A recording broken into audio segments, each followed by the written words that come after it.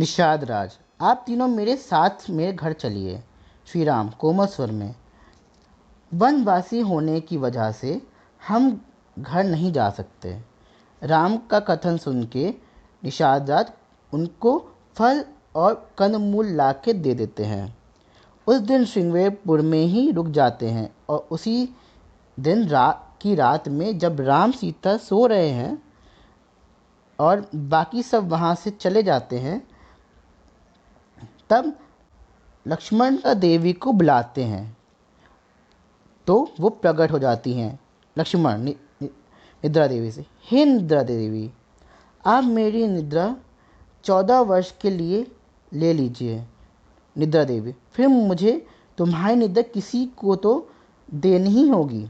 मैं तुम्हारी निद्रा किसको दूं? लक्ष्मण, आप मेरी पत्नी उर्मिला को मेरे हिस्से की निद्रा दे दीजिए। फिर निद्रा देवी उर्मिला को लक्ष्मण के हिस्से की निद्रा दे देती हैं और फिर देवी वहाँ से चली जाती हैं। अगले दिन राम को भरद्वाज मुनि के पास जाना है। यह जानकर निषाद राज उनको भोजन कराकर राम, सीता और लक्ष्मण को गंगा नदी पार कराने के लिए केवट के पास ले जाते हैं, क्योंकि भरद्वाज मुनि का आश्रम नदी के पार है। केवट, मैं आप सबको नहीं चढ़ाऊंगा। श्री राम, क्यों केवट?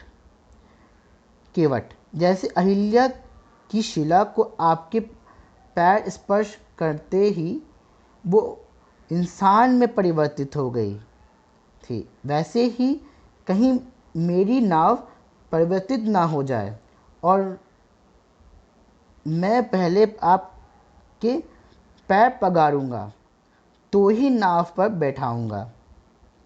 केवट राम का पैर पगार कर संतुष्ट हो जाता है और राम, लक्ष्मण, सीता और निषाद राज को गंगा पार करा देता है।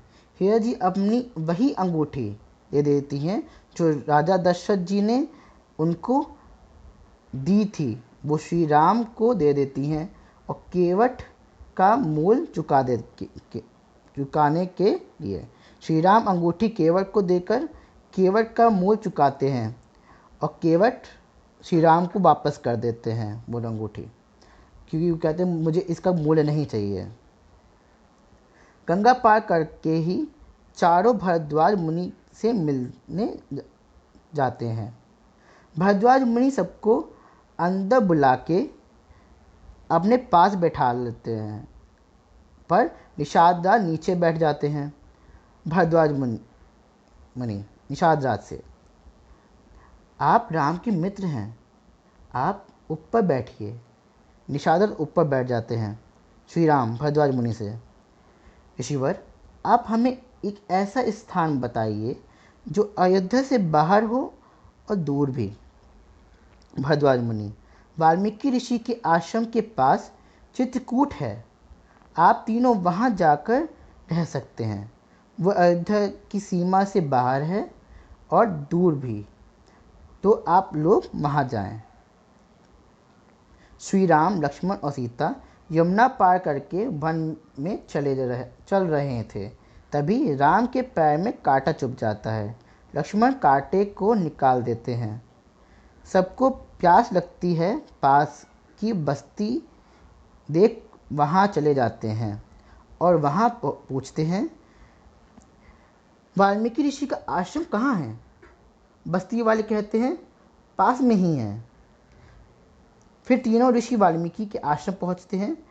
ऋषि सबको अंदर बुलाते हैं और तीनों उनको प्रणाम करते हैं। श्री राम, भरद्वाज मुनि ने कहकर भेजा है कि आपके आश्रम के पास हम रह सकते हैं। वाल्मीकि ऋषि को राम के वनवास का सब पता था। वाल्मीकि ऋषि, आप सब मेरे आश्रम में ही रह जाएं। श्री राम, मैं नहीं चाहता कि हमारी वजह से कोई परेशान हो, आप उपयुक्त स्थान बताएं। वाल्मीकि ऋषि, यहीं पास में चित्रकूट है, आप सब वहाँ रह सकते हैं। तीनों वहाँ जाकर कुटिया बनाकर रहने लगते हैं। वहाँ महल में राम के वियोग में राजा दशरथ अपना देह त्याग देते हैं। भरत और शत्रुघ्न महल वापस आ जाते हैं। जब उनको पता चलता है कि रानी कैकेयी ने क्या किया है, भरत पहले राजा दशरथ का अंतिम संस्कार करते हैं और फिर रानी कैकेयी के पास जाते हैं। भरत क्रोधित होकर कैकेयी से, आपने गलत किया। शत्रुघ्न मंथरा को क्रोध में पकड़कर लाता है और पटक देते हैं।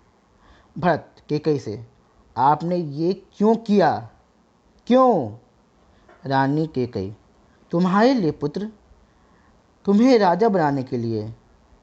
भरत, मुझे राजपाट से मोह नहीं है, मुझे ना ही चाहिए, मुझे सिर्फ भ्राता राम से प्रेम है। आपकी इस हरकत की वजह से हमारे पिता की मृत्यु हो गई। ये आपने ठीक नहीं किया। मैं आपसे क्रोधित हूँ, मैं आपका त्याग करता हूँ। फिर रानी कैकेयी और मंथरा को अपनी गलती का एहसास होता है। फिर भरत, शत्रुघ्न, रानी कौशल्या, रानी कैकेयी, रानी सुमित्रा, उर्मिला, मांडवी, श्रुतकीर्ति और अयोध्या के वासी श्री राम, लक्ष्मण और सीता को खोजने निकलते हैं। चित्रकूट में लक्ष्मण को भरत पर बहुत क्रोध आता है। फिर राम उनको समझाते हैं। श्री राम, भरत वहाँ था ही नहीं, उसकी कोई गलती नहीं है, उस पर क्रोध मत दिखाओ। श्री राम, लक्ष्मण और सीता को खोजते खोजते भरत सबके साथ चित्रकूट में उन तीनों को खोज लेते हैं। भरत राम से जाकर मिलते हैं। भरत को देखकर लक्ष्मण को क्रोध आता है। लक्ष्मण क्रोध में भरत से, आप यहाँ क्या कर रहे हैं? आप यहाँ से चले जाइए, अन्यथा। भरत निर्मल स्वभाव में, तुम ठीक कर रहे हो, मेरे साथ ऐसा ही होना चाहिए। भरत का विनम्र भाव देखकर लक्ष्मण शांत हो जाते हैं और फिर चारों भाई गले लगते हैं। भरत, पिताजी की मृत्यु हो गई। भ्राता राम और भाभी सीता, आप दोनों वापस चलिए और भ्राता आप अपना राज्य संभालिए। श्री राम, पिताजी का दिया हुआ वचन मुझे निभाना ही होगा, इसलिए हम नहीं जा सकते। भरत, ठीक है, फिर आप अपनी खड़ाऊ दे दें, मैं उसे सिंहासन पर विराजमान करूँगा तब तक जब आप वापस नहीं आ जाते, और आप आने में एक दिन का भी विलंब किया तो वरना मैं अपना देह त्याग दूंगा। श्री राम अपनी खड़ाऊ दे देते हैं। श्री राम, नहीं, मैं विलंब नहीं करूंगा।